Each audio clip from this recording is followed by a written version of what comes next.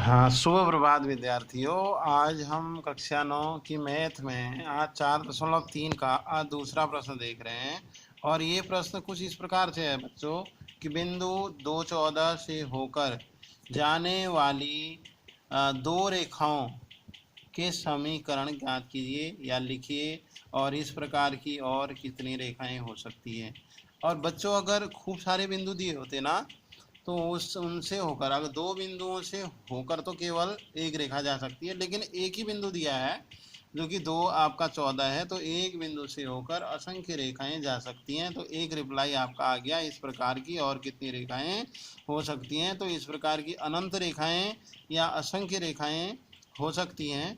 तो पहले इसका हल देख रहे हैं। 2 और 14 बिंदु है, x की वैल्यू 2 है और इसकी वैल्यू 14y की है, क्योंकि कोई भी आपका बिंदु निर्देशांकों के रूप में एक्स वाई के रूप में हम दिखा सकते हैं। इसलिए एक समीकरण तो ये हो गई x प्लस वाई बराबर 16, क्योंकि दोनों, इसका मान 2 है और इसका मान 14 है, तो इसका मान 16 हो गया। ठीक है बच्चों। दूसरा समीकरण 7 गुणा एक्स इक्वल वाई, मतलब इसका मान कितना था, ये 14 था और इसका 2 था। जब 2 को हम 7 से इंटू करेंगे ना, तो जाके इनका मान एक बराबर मिल पाएगा, क्योंकि ये 14 है, ये 2 है, तो 2 सत्ते 14, तब हमने 7 से गुणा कर दिया। ठीक है, 7x इक्वल आपका ये हो गया y। अब क्या करेंगे, ये जो है y को LHS में भेज देंगे, तो 7x ऋण y इक्वल 0, दूसरा समीकरण निकल के आ गया बच्चों। ये हो गया दूसरे प्रश्न का हल। इसी के साथ आप एक लाइन और लिख लीजिएगा नीचे कि इस प्रकार की असंख्य रेखाएं हो सकती हैं। ये लाइन आपने ऐड करनी है। ठीक है, अब करते हैं बच्चों इसका तीसरा प्रश्न। तो कर रहे हैं इसी का तीसरा प्रश्न। तीसरा प्रश्न दिया है कि यदि एक बिंदु 3, 4 equation 3y equal to ax plus 7 के आलेख पर स्थित हो, तो a का मान ज्ञात कीजिए या a को ज्ञात कीजिए। ये आपका प्रश्न है।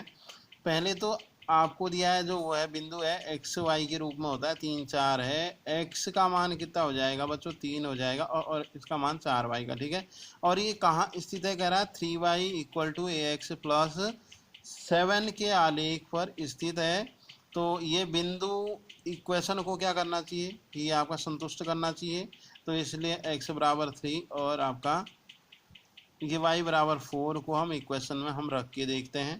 3 यहाँ जहाँ पे y है वहाँ पर 4 रख देंगे, और जहाँ पे x है उसके स्थान पे 3 रख देंगे। तो 4 इंटू 3, 3 चको 12 हो गया, और a 3 जा 3a हो गया, प्लस का 7।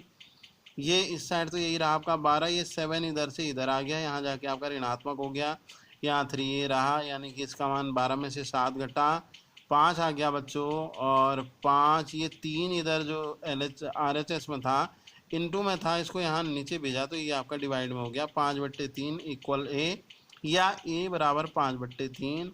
कहा था आपसे कि a का मान ज्ञात कीजिए, तो ये बच्चों a का मान आपका क्या हो गया, ज्ञात हो गया। a का मान 5/3 है।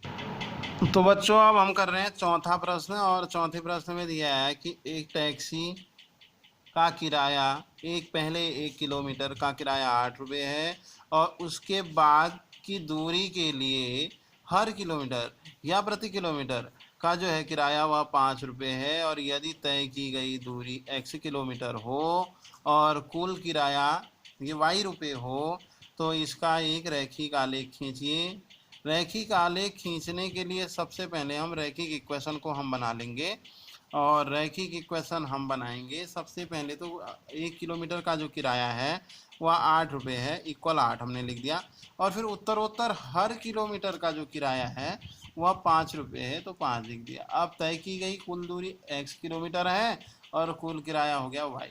तो यानी 1 किलोमीटर दूरी है तो 8 रुपये किराया है, 2 किलोमीटर की दूरी है तो 8 प्लस 5 इतने रुपये किराया हो गया। 3 किलोमीटर दूरी तो 8 प्लस 5 गुणा 2 ये हो गया। अब दूरी कितने किलोमीटर है आपका, x किलोमीटर है। ठीक है, जो किराया है वो 8 प्लस 5 x माइनस 1 हो गया, क्योंकि आगे की जो दूरी है उसमें से 1 किलोमीटर दूरी हम क्या कर देंगे, हम आपका कम कर देंगे।